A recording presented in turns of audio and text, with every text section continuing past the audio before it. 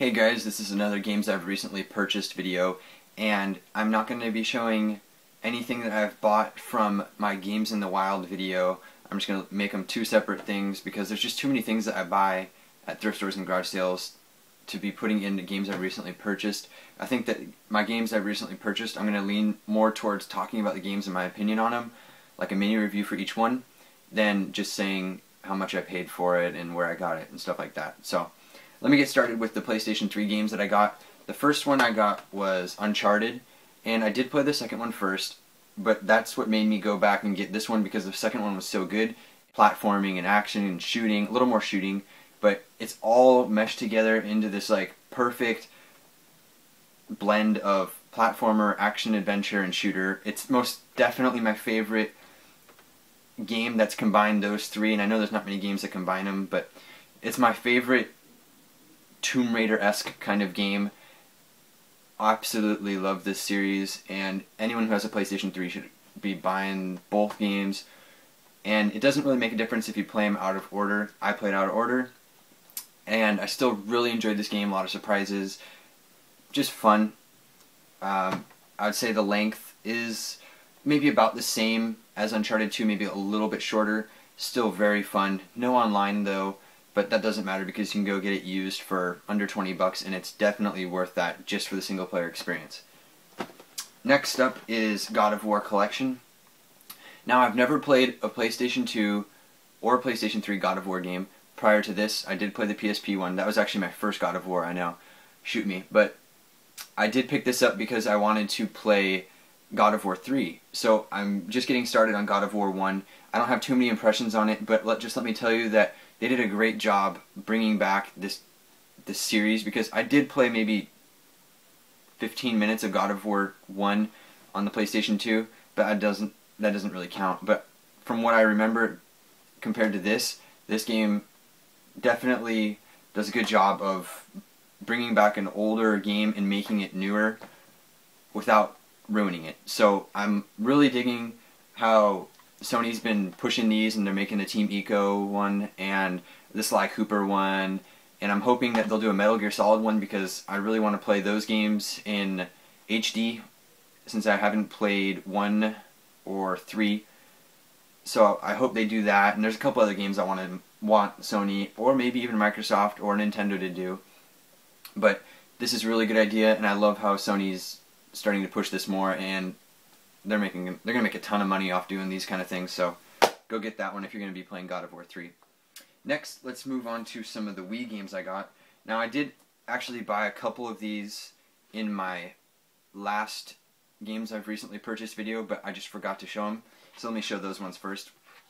I got Wario Land Shake It, and it is a platformer for the Wii. It almost looks hand-drawn, and it might be, I don't know. But it's a really good platformer for the Wii. You don't see too many games like this anymore. Definitely a good Wii game if you're a platform fan, and I know that there's a bunch of good platformers on the Wii, but this is a cheap alternative. Instead of paying the like 45 bucks for New Super Mario Bros. Wii, you can get this one for a lot less money, and it's still really fun. The controls aren't that bad because there's only a few buttons you have to click, so it's not really awkward or anything. It is kind of awkward holding the remote sideways, but you get used to that from all the games that do it that way. But it's a really good platformer, and I'd recommend anyone go get it that has a Wii and likes platformers. Next one I got from like a while ago, but I forgot to show, was Metroid Prime 3 Corruption. And this is my favorite shooter on the Wii, just because the controls feel so right. The gun doesn't like if you do slight movements or over-exaggerated movements, it doesn't, like, the screen just doesn't start spinning uncontrollably and stuff like that. Because I remember playing Call of Duty 3 back when the Wii first came out, and it was ridiculous playing that. I couldn't do it. This game really works well. I like how it's a slow turn. It's not real speedy or anything, and the graphics are really good for the Wii, and I really enjoyed this game. I'm hoping to get Metroid Other M, but I've been hearing mixed stuff on it, so I'm not too sure I'm going to get it quite yet. But if you're a fan of Metroid, you need to get this one. Or if you have a Wii and you like shooters, this is probably my favorite, if not... Yeah, this is my favorite. Next, Actually, I take that back. It's not my favorite. Resident Evil 4 Wii Edition is my favorite. This game sucked me in so much. I love it. I can't stop playing it. It's so good for the Wii controls because when you have to stop and shoot, just like most Resident Evil games now, you have to stop and then you shoot. So for the Wii, it's perfect because you'll be running with the nunchuck, and then when you have to shoot, it's like Wiimote, where it's kind of like on rail kind of thing. You're just sitting there and you just aim at what you want to shoot. So it works so good with the Wii. This is by far the best kind of control scheme that the Wii could use, and it also would work really good on the Move, I'm guessing, since the Resident Evil 5 on the Wii uses the same control scheme. I'd love to play that on the PS3's Move control, but graphics-wise, it doesn't look to be any better than the GameCube counterpart. It's just the controls, and the controls alone sell it. They're so much easier to play on the Wii than they were on the GameCube or PS2. I wish I played it this way the first time I played it. Definitely pick this up. I can't say enough good things about it. It works so well with the Wii.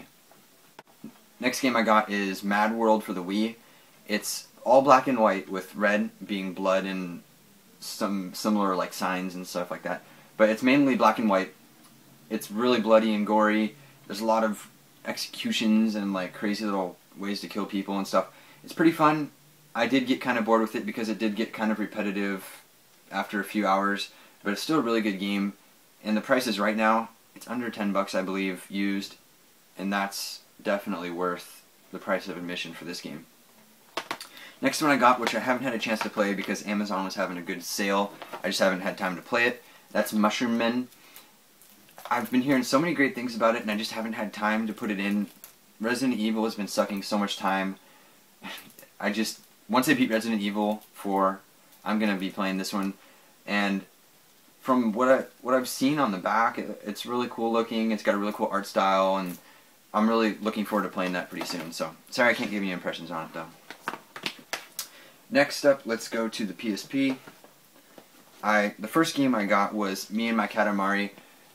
If you're a fan of Katamari, by any means go get this, if you have a PSP at least. The only thing I don't like about this is the controls. I know how most Katamari games are kind of hard to control at first, but this one's really hard to control because there's only one analog stick. Not a fan of that, but still, I'm a big Katamari fan, so I had to get it. I'm surprised I didn't have it beforehand, to be honest.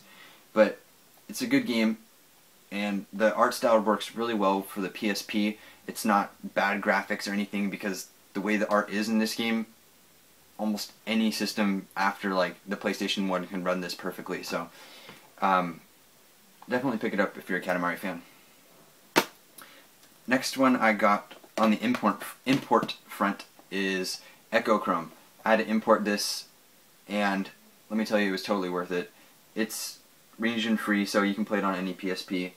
And what it is a puzzle game. Very simple idea, I guess you could say. Let me show you the back here.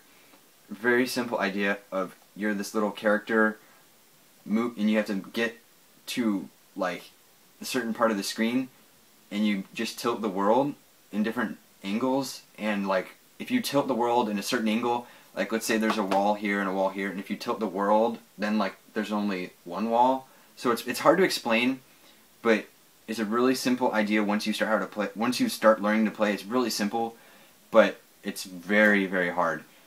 Like you'll see a definite difficulty increase real quick. It's very difficult, but very fun. If you're a fan of importing games, it's real easy on the text. Everything's like in English, and there's no like story to it really. It's just play the puzzles, so it's really good on importing, real friendly. Definitely get it if you are into puzzle games that are really hard but have simple ideas. So. Next PSP game I got was Gunpei from Q Entertainment.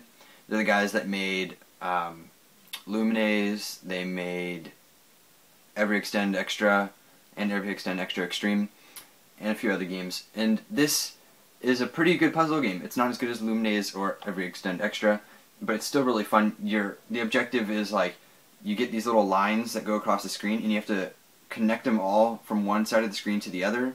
So maybe if I show you the back, you might get a better understanding. But you connect these little lines as they go up the screen, and you try to get one whole like line segment to touch each side, and if it does, then that disappears, and you go down trying to make it so that the lines don't get to the top. If they get to the top, you lose. So it's a really fun really fun puzzle game. And if you're a fan of Q Entertainment games, then you might want to pick this up. It's got really good soundtracks like most Q games, and it's just a really good cheap puzzle game, so go get it.